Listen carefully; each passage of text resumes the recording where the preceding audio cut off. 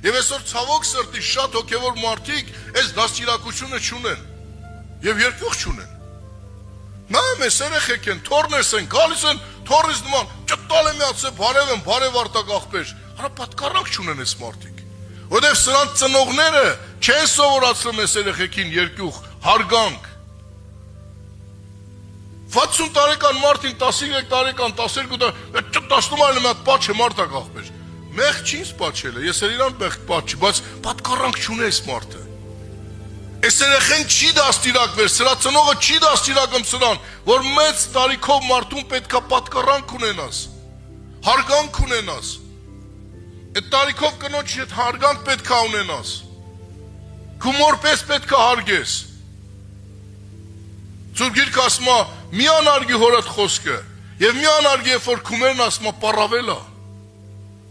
Բայց մենք ինչ ենք անում։ Շատ գիտենք, լավ գիտենք, դրա համար է մարդու կյանքը այսօր կարճացել է։ Երկար օր ես ուզում ունենաս, ասո երկյուղ ունեցի։ Իսկ ասո երկյուղը նա է, որ իր խոսքին նազանվենք։